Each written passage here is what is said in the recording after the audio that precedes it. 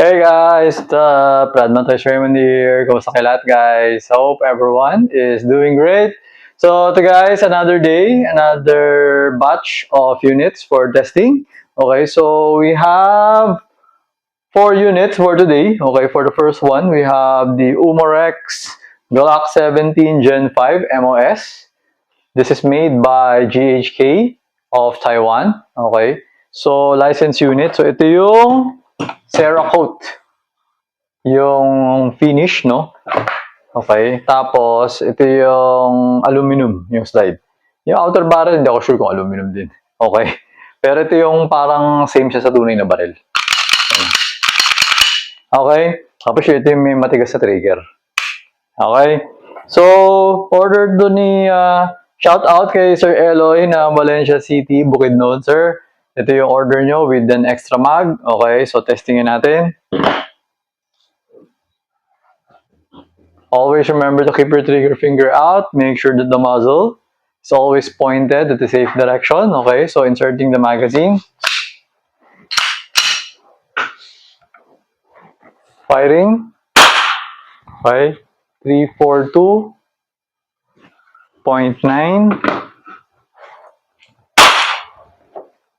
Solid. 12 lang, pwede na. 12 lang ginamit natin ng gas dito. Okay na yung 12. 334.5. Tiga. 314.8. Okay, so teka lang, mag-change mag lang ako. Testingin naman natin yung...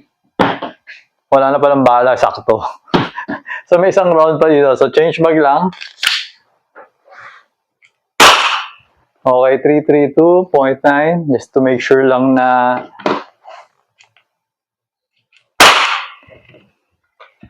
.3.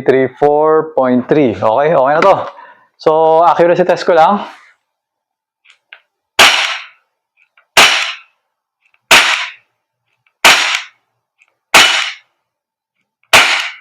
Okay, so ano lang siya?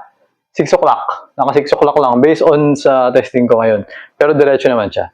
Okay, so yung kalabit ko ng trigger, medyo yung gitna na yung ginamit ko. Kasi pag yung pinakadulo, nahirapan ako hilain. Okay, so to. Nag-open na slide, removing the magazine, wala nang bala. So, pull back the slide, hammer down. Okay? So, ayan, Sir Eloy, okay na yung unit mo. Ako yung mamaya para madala ko siya sa courier tomorrow. Alright? So, for the next unit, we have here the KJ Works CZ Shadow 2 Orange. Okay, so this is the stainless steel version. Stainless steel na may fixed outer barrel version. Okay, so shout out kay Sir Arnold ng Taguig City. Okay, so tanggalin ko lang yung mag. Okay, so to. Baka kasi ma-press ko eh. So ayan siya guys. CZ Shadow 2 Orange Stainless Steel. Okay, so yan. So ito yung stainless steel guys. Yan. Nakikita mo lahat yung mga silver na yan. Stainless yan. Okay, tapos ito, ayan o. Fix yan. Di yan na-atras. Naka-steady lang siya dun. Okay, so stainless steel. Fixed outer barrel. Alright.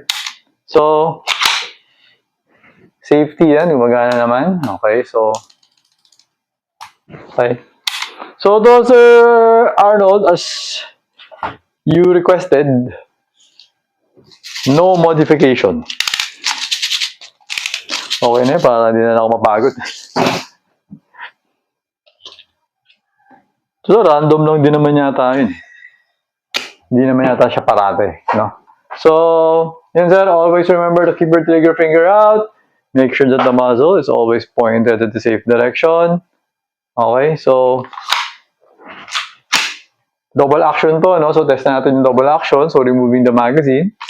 Okay, so yan. Tapos, baba natin yung hammer. Okay, tapos, insert the magazine. Okay, so, yan. Pulling the trigger. Okay. Gumagana ang kanyang double action. 325.9.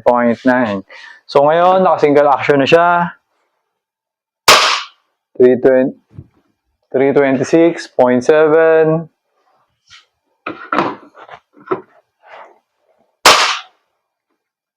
319.8 and 318.8. Okay? So, okay naman yung blowback niya. Ngayon, accuracy test naman. Tingnan natin kung diretso ba to. Adjustable din naman pala to. Okay, so if ever na... Okay, so okay naman. Naubos naman natin yung bala na hindi siya nag-open slide. Okay, so removing the magazine. Okay naman. Diretso naman siya. Lahat naman na dun sa loob. Okay, so wala nang bala. Pull back. Hammer down. Okay, so ayoko siya ginaganon. Kayo na lang bahala kung gusto nyo i-down yung slide catch. Okay? Kasi ako, kung pwede ko ingatan ko. Tinetesting ko lang naman eh. Okay. So ngayon, ano ba? Usog-usog tayo kasi medyo malaki tong isa eh. Usog-usog. So for the next unit, we have the GNG. Okay. LEV-AR, high power version. Okay, so shout out to Sir Aldrich ng Dagupan City, Pangasinan. Sir Aldrich. Okay, so yung ano ba to? Catalog. Catalog. Yes. Okay.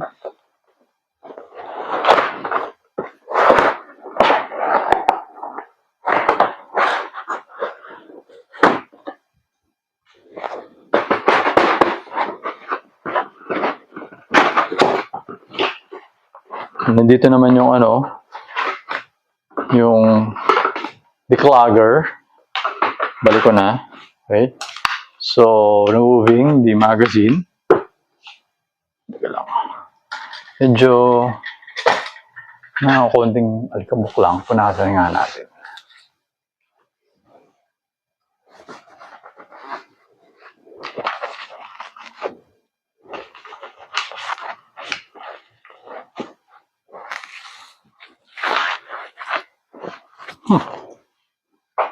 Okay. So, ayan sir. The GNG LEV-AR 15. Right, so ito sir. Meron siya yung high muzzle velocity na tag. Okay. So, nasa box meron din. Okay. So, fiber optic, orange and green sights, iron sights. Okay. So,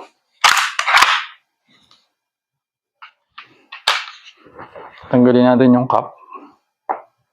Tapos, kargahan natin ng gas. Yan, dito siya, ganyan.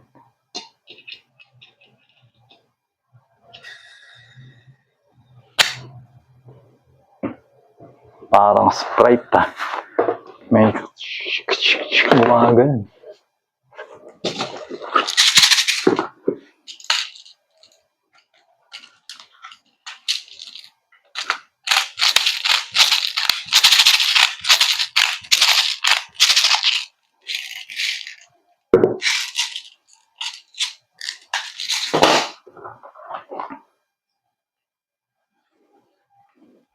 Okay. Turning on yung switching on, no? Pag red, ready to fire. Okay, kumbaga siya, naka-disable. So, tayo western cowboy na to. Okay. Game. Medyo nasasanay na ako 493.8.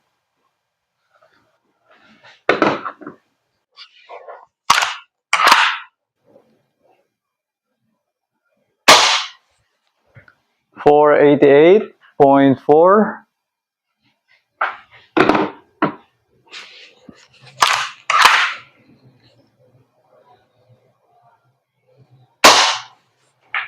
489.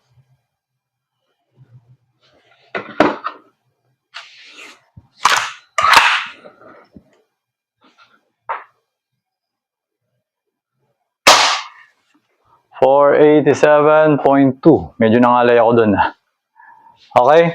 So, ngayon, accuracy test naman natin. Actually, accurate naman lahat to eh. Pero, para sigurado lang tayo, no? Testingin natin. Kasi, yung iron sight na to, hindi naman na-adjust. Pero, galing din nila, no? Na-set nila na accurate yung iron sight. Okay, so ito na. So, yun. Bang. Kailangan to sa ibabaw ng ano eh. Yung iron sight, nakalagay doon sa ibabaw ng bilog. Para yung tama sa ilalim.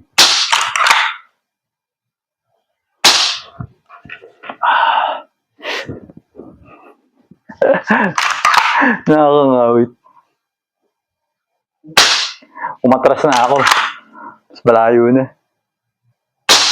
Parang medyo challenging naman konti. Haba kasi ng barrel eh. Hindi mo na kailangan ng red dot dito actually. Kitang-kita yung fiber optic sight eh. Orange saka green eh. Parang yung kay KJ Works na red saka ano. Pero to mas maliwanag to. Yung pagka-red na to yung...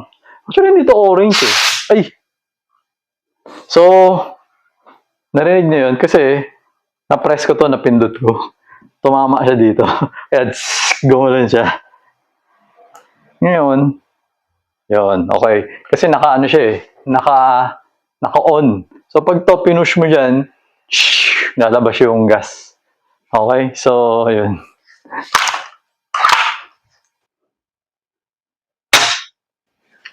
Nana yata eh. Nana pala. So, eksakto na pala yung kanina. Last na bala. Okay? So, ayun, Sir Aldrich, okay na tong unit mo. So, pwede ko na siyang ipack ngayon. Tapos, dalhin ko na siya sa courier bukas. Para ma-deliver na siya sa inyo. Okay? So, ayan. Teka, babalik ko lang. Balik-balik. Mahirap nga lang ibalik. Masigip. Gas fill valve. Yung. So, dito naman rin yung ano, yung dummy rounds. Tapos, dito yung mga screw. No? Para dun sa chikres. Okay. So, ayan.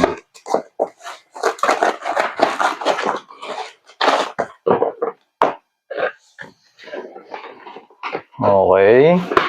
So, tabi natin yan. And for the final unit, kay Sir Ronald ng Davao City. Sir, your order. DKJ Works KP19S. Green? No? Green. Fiber optic. Front and rear sights. Alright, so, sir. Isin ko lang yung magazine. So, ito yung magazine niya.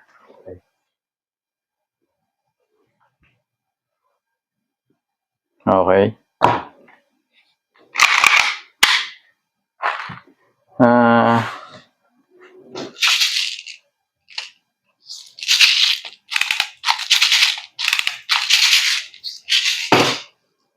8 rounds.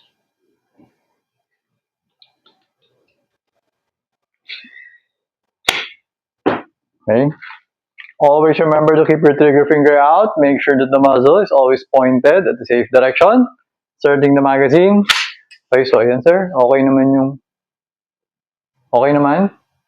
Buo naman yung mga fiber optic niya, no? Okay, so inserting. Checking the safety. Okay. Okay, yan. Gumagana. Alright, so... FPS test, 353.4.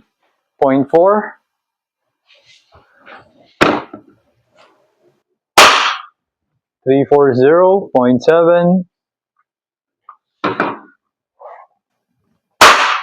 342.7. And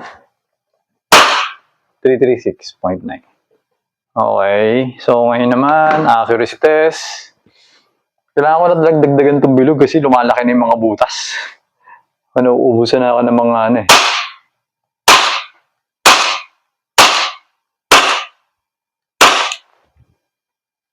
Hindi siya nag-open slide.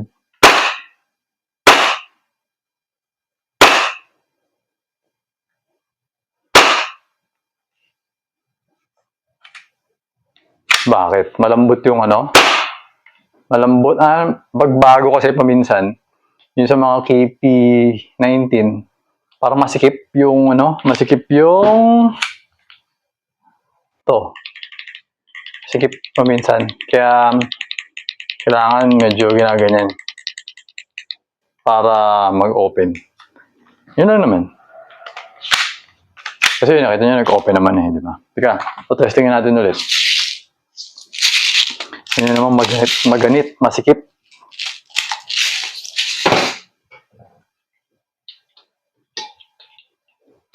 Meron bang modification?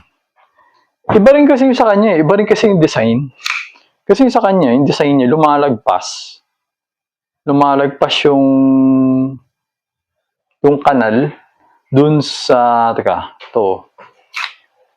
Teka, yan. Diba? Ito yung kanal, di ba? So, yan o, lumalagpas. So, ano siya, pwede siyang lagyan ng spacer para yung lock eksakto dun sa kanal pag nagganon. Para pag nag-blowback, hindi...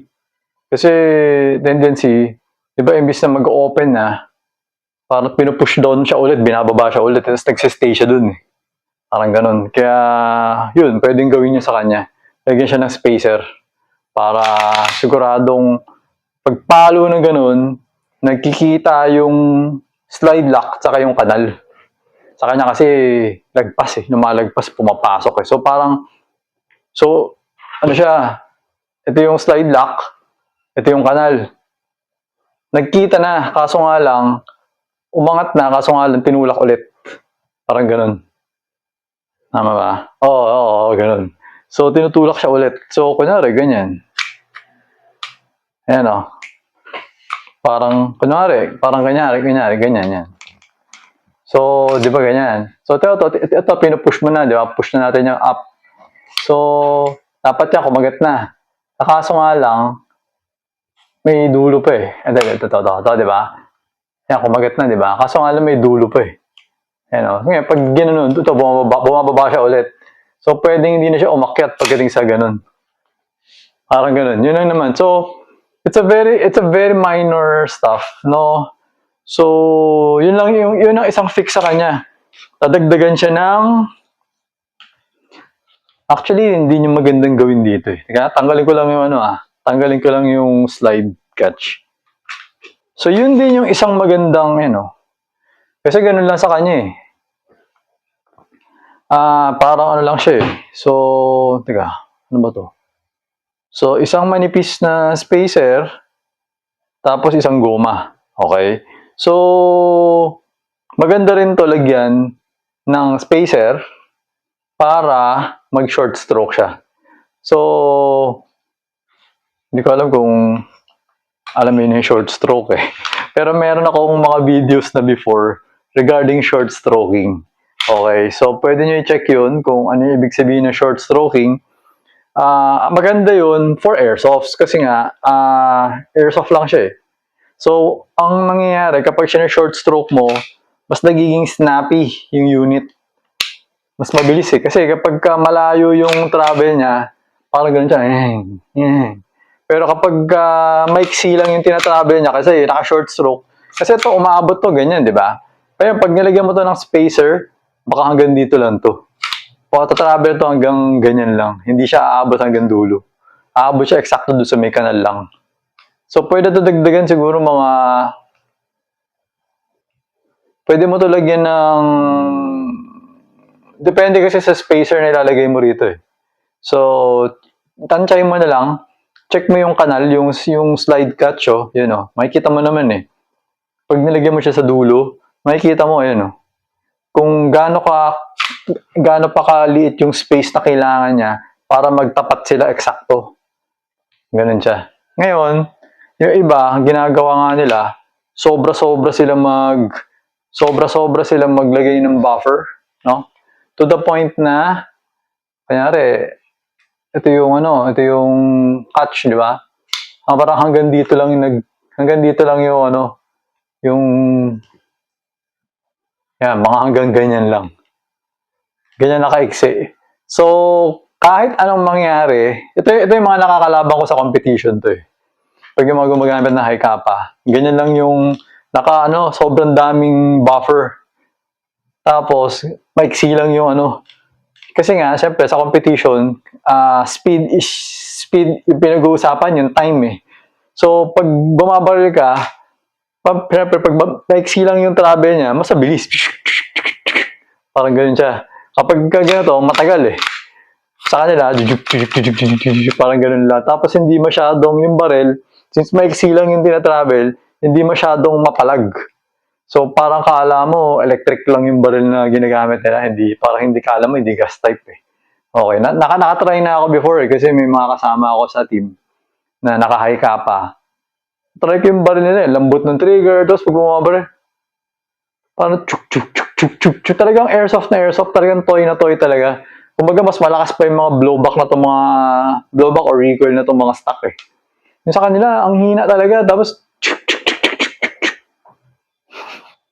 so, nakakatuwa din siya in a way. Pero, syempre, para pag inisip mo yung essence ng mga firearms or mga baril, parang minsan, meron sa atin, nasa stress, pumupunta tayo sa firing range, boom, boom, di ba? Iba sa atin, di ba, gusto magpapatok, mahilig magpapatok ng mga tuwing New Year, boom, boom, boom, boom. Bakit? Kasi nga, yung parang natatanggal yung stress mo, nakafocus ka doon sa ginagawa mo, parang gano'n. So,